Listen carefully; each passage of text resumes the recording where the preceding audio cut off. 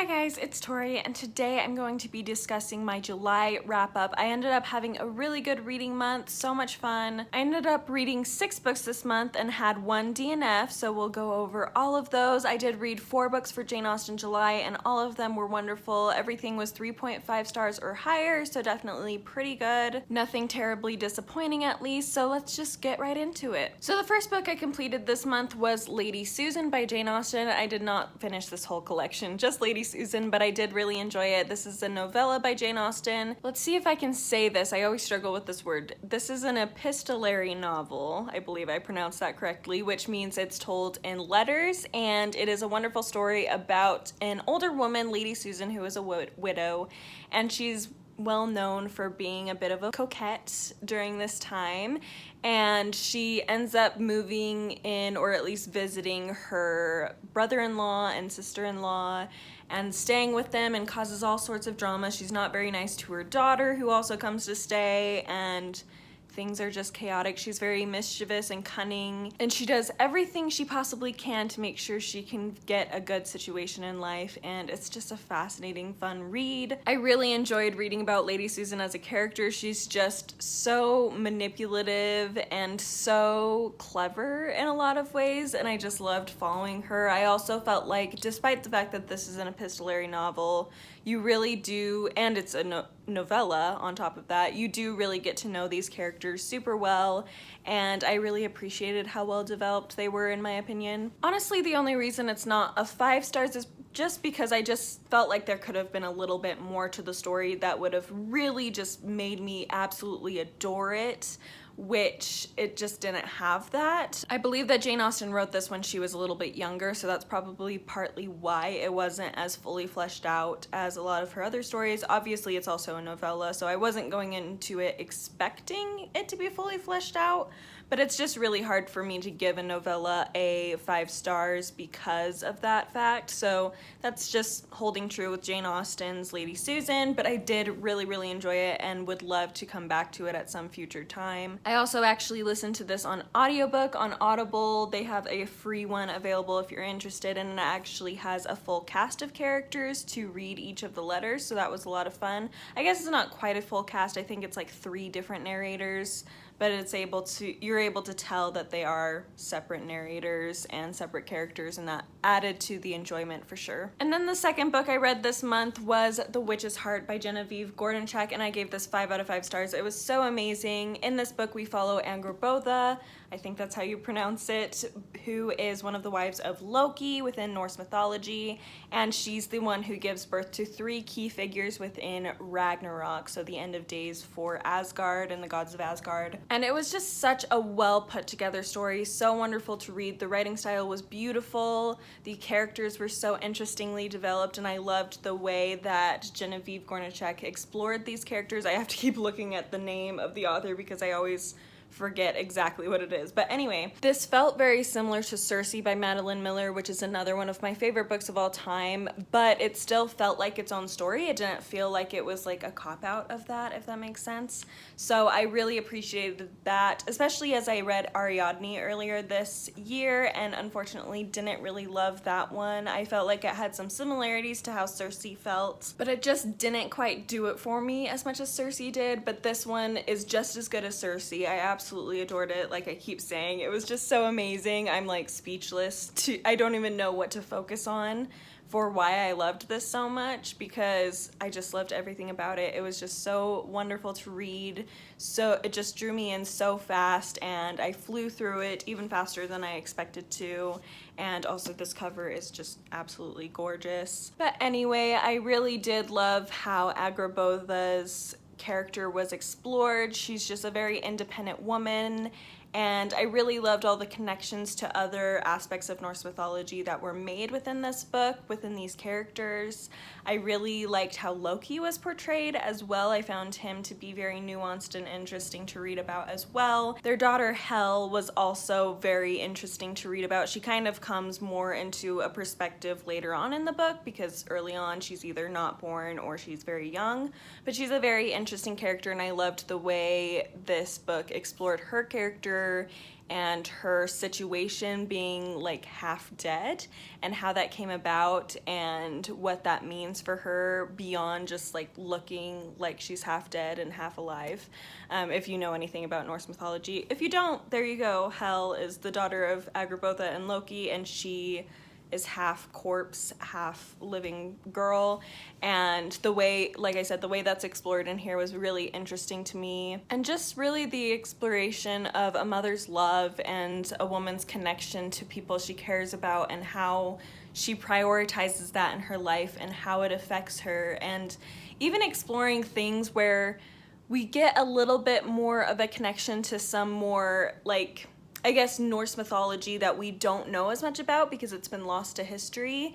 And so the way this explores, like, Agrabotha's connection to some of those myths, this is so vague, I'm so sorry, but I have to keep it vague because I don't want to spoil anything. But anyway, that connection to these these Norse myths, that we don't know as much about being brought into this, but also still being very vague. Like, there's a lot we still don't know about this other aspect to Agrabotha's life that is added into this story, but we're able to get a little bit more insight than we would if we just read the normal tales because, like I said, they're lost to history. So it was just kind of fun. I just really liked how Genevieve Gornichec brought Norse mythology to life in this book, really explored it in such interesting ways, and it was wonderful to read, especially after just having read Norse mythology by Neil Gaiman. That was perfect to read right before going into this because I was able to notice a lot of different Norse myths that I otherwise wouldn't have known about. So this was definitely wonderful. Would definitely recommend learning a little bit about Norse mythology, like reading Neil Gaiman's Norse mythology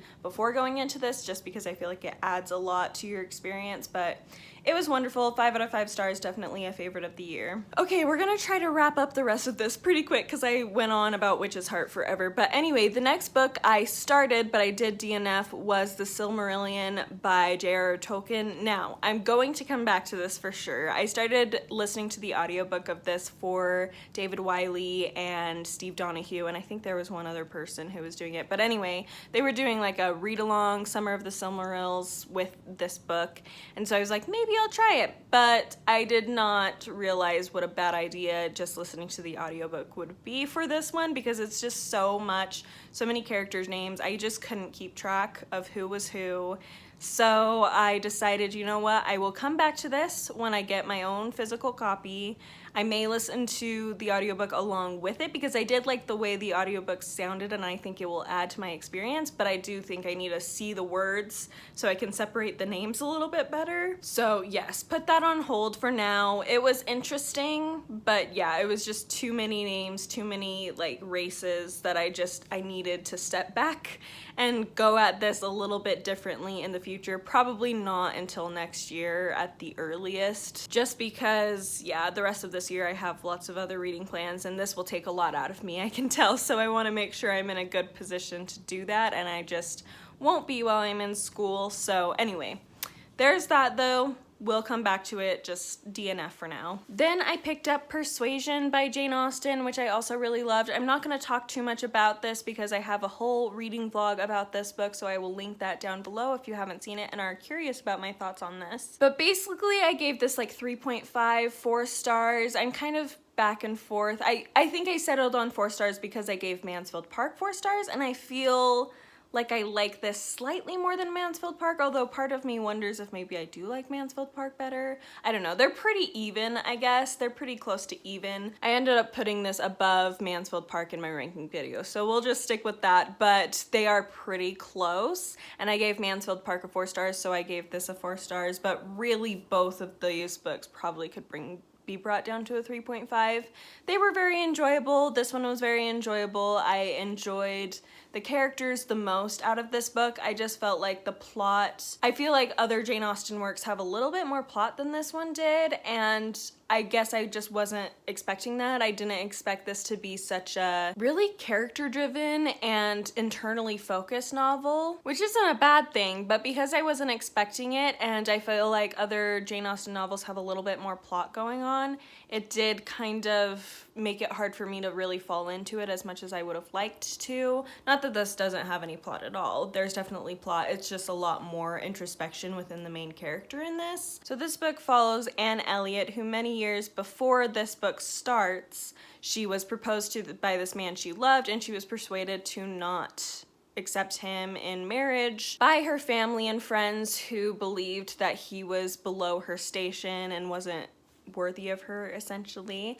And so she does so, and then 8 years go by and she ends up meeting up with him again, and we follow their little angsty will they won't they, and it's a really fun story. I really liked it. I just felt like I didn't really know the male love interest. I felt like he wasn't in it very much, and like I said, there wasn't really a ton of plot going on, which in Jane Austen I've come to expect a little bit more of, so it was just hard for me to really get engaged. I did really like Anne Elliot though, and there were a lot of things about this book that I do feel like are worthy of rereading and revisiting.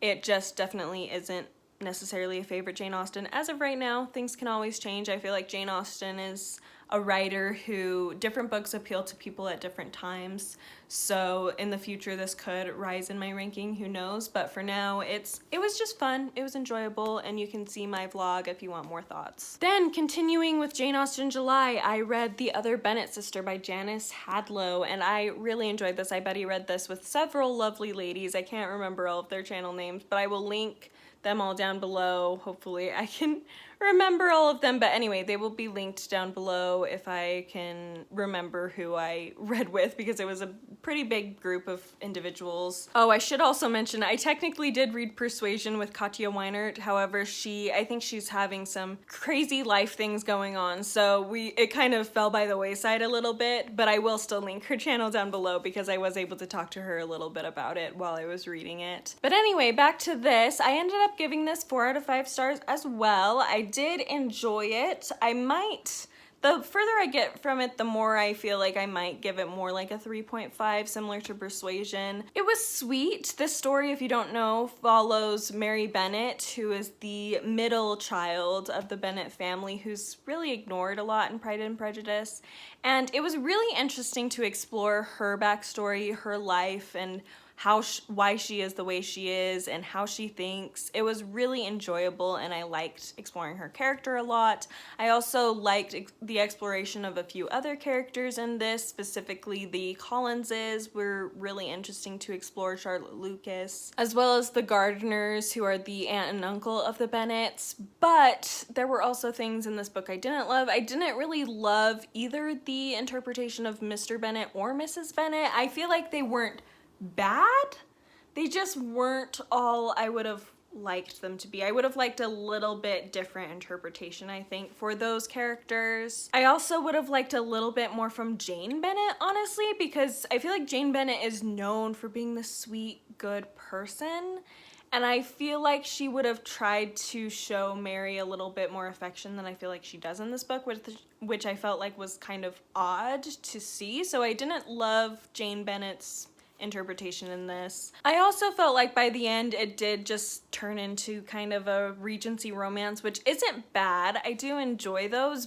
but they're never favorites of mine. They're not the things I lean to as much. So while there was a lot of interesting exploration of characters in this, I felt like the plot, and especially in the final part, I guess it was the final 2 parts because there's 4 parts and the part 4 is pretty short, but part 3 and part 4 really started to lose me within this book. It was cute, it was fun, but it wasn't anything that really stood out to me by the end, and I wish it had a little bit more, but again, there was so much goodness in the character exploration. Oh, another character I liked the exploration of in this book was Caroline Bingley. It was really interesting, but on the whole, it just didn't give me everything I would have wanted from this book, and I kind of knew that would be the case, so it was okay. I know a lot of the ladies I was reading this book with actually gave it 5 stars and loved it, which I totally understand. It was a really well put together book. I just think I struggle with contemporary written works written about this time period, just because I don't always feel like they quite grasp just this, they just try to add too much modern sentiment into these types of stories, and it just doesn't work for me. I don't know, I just, there's a charm. I feel like they play with the charm of the time period, but then they add modern sentiments to the things that they don't like about the time period. And to me, I feel like she didn't do that too much in this, I should say. I feel like Janice Hadlow did a pretty good job with it, but there was a little bit of that, and I feel like it just always pulls me out of the story. It just always, they focus too much on the sweet nature of like the romances in this time period as opposed to a lot of the other things that go into marriage at this time period. And I feel like she does discuss that to some extent in this book, but I just don't think it was a focus as much, especially towards the end. It wasn't as much of a focus as it should have been. So for example, things like the fact that women needed to get married if they wanted to have a good, decent life. Like, it was really hard to have a decent life without getting married, especially in the early 19th century. And this book discusses that, but I feel like as the book went on, it left that a little bit more behind and started focusing more on the romance of it, which again is sweet and fun, but it's not going to be a favorite of mine. So anyway, I feel like I need to just stop here because I feel like I'm just going to ramble and keep repeating what I've already said. But basically, enjoyed this book. Didn't like love it, but I did really like it and would probably reread it in the future, to be honest. So, you know, obviously like it enough to revisit it, even if it wasn't necessarily a favorite. So then I was really stressed with work this month, and I'll probably end up talking a little bit more about that in future videos because I am currently looking for a new job. Because, yeah, this job that I started at the beginning of the summer, if you've been watching my channel, you'll have heard me talk about my new job.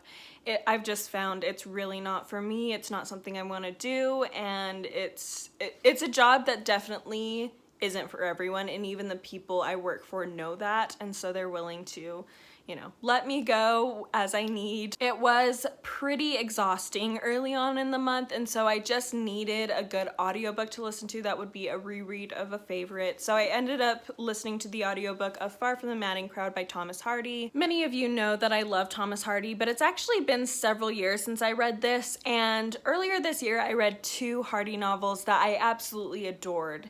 And I decided, you know what, I think it will be good before I do my ranking video of Hardy novels later on this year once I finish the last of his novels I have to read. I feel like it would be a good idea to revisit this one because I'm a little confused on my ranking for where I would put this one in reference to the other 2 because it's been so long since I read this one.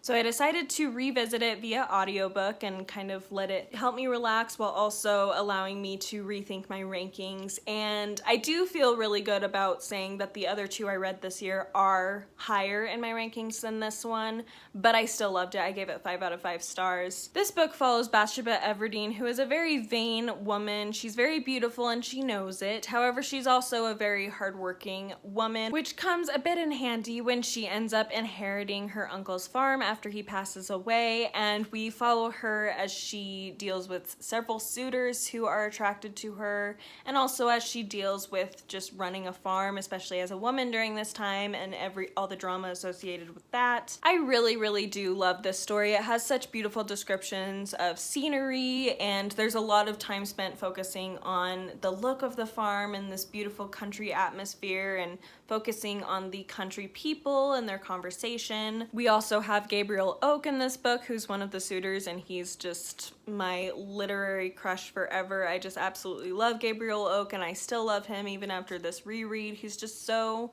good-hearted. You know that saying, if you love her, you'll let her go? He's just the master of that, and I absolutely love watching him and getting to know him. Bathsheba, I actually found I liked her less this time. The first time I read it, I didn't like love her, but I thought she was really interesting.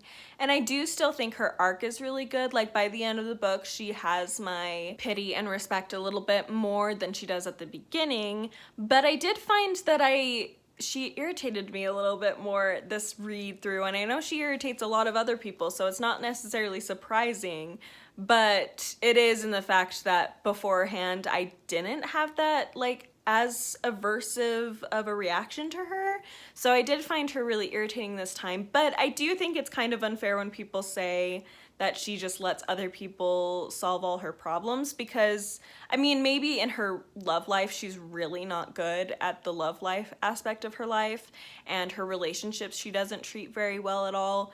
But on the other hand, on the like farm side and running her farm and being a businesswoman, she's really hardworking, and I feel like I was very impressed this read through reading about how diligent and hardworking she is, and she has a lot of strength to her, but she's just really bad at relationships, really bad, because she is so selfish in a lot of ways. But part of the reason I think that I liked this book, that I realized that I liked this book less than the books I read earlier this year, despite the fact it's still, you know, like one of my top favorite Hardy novels, is the fact that it does focus so much on like the farmhands and their conversation and discussions. There is a charm to that. I don't necessarily think it's bad, and I think other people probably really like that look at the farm life and having the farmhands have the conversations and getting to know them a lot. But just for my personal taste, it doesn't appeal to me very much, and it kind of draws me out of the story a little bit. And because of that, I do feel like the other two books I've mentioned, even though those books do have a little bit of that, I just don't feel like it's as much as this one, because even when I first read this, I vividly remember recognizing that there was a lot of conversation between these farmhands that I didn't really have much interest in. Whereas the other two books I read this year, yeah, they were like one or two scenes where we were focusing on like the countrymen and their conversations with each other and stuff. It wasn't nearly as much, and the amount that there was, it was a lot more bearable for me, whereas this one does focus on that quite a bit. And again, it just felt like it pulled me out of the story. So I didn't love that about it, but I mean, it wasn't enough to take it out of the 5 stars. It's still a 5-star read. I really love it. I find the characters so fascinating. Bathsheba, like I've mentioned, has a really interesting arc. In fact, I want to read a little segment that really stood out to me this time, because it's just such a wonderful description of Bathsheba. I feel like this just describes Bathsheba to a T. So this is, I'm not going to give any spoilers, but this is after something very dramatic happens towards the end of the book, and it's kind of an emergency situation. And Bathsheba kind of takes things in hand. So it says, deeds of endurance which seem ordinary in philosophy are rare in conduct, and Bathsheba was astonishing all around her now, for her philosophy was her conduct, and she seldom thought practicable what she did not practice. She was of the stuff of which great men's mothers are made. She was indispensable of high generation, feared at tea parties, hated in shops, and loved at crises.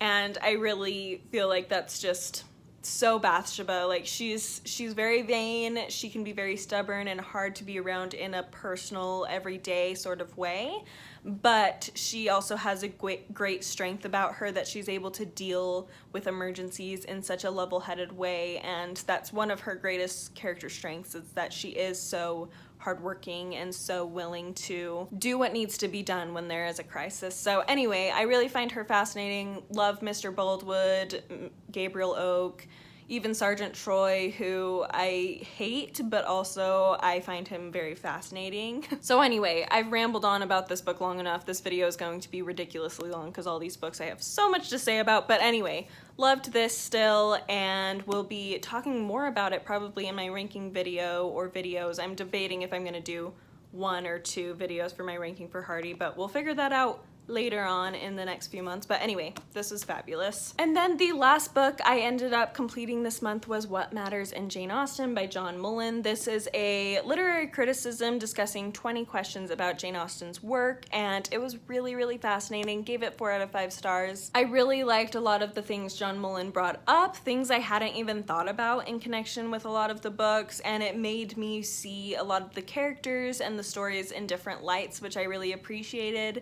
And it will be really fun to kind of come back to this and review some of the ideas as I reread Jane Austen's work, because I think it just, again, it adds a lot more context, both socially and just within the various plots of Jane Austen's novels and how she wrote them, that really just added another layer to Jane Austen's already amazing work. And I just really liked the way he wrote about it. It was very engaging, easy to get into. It's not a 5-star just because it didn't like blow me out of the water necessarily, and I feel like I'm trying to be better at saving my 5 stars for books that I really consider favorites. So I wouldn't consider this a favorite, but I really did enjoy it and will be revisiting it more and more, probably just portions of it, but revisiting it portion by portion as I continue to reread Jane Austen's work in the future. Okay, so that is it. I apologize that this video is so much longer than my wrap-ups usually are, but I guess I had a lot to say about a lot of those books. But anyway, really had a great reading month. So glad I was able to participate in Jane Austen July. Let me know down below if you've read any of these books, your thoughts, as well as what you read for Jane Austen July. I would love to know. Be sure to like and subscribe if you would like to, and I will talk to you next time. Bye!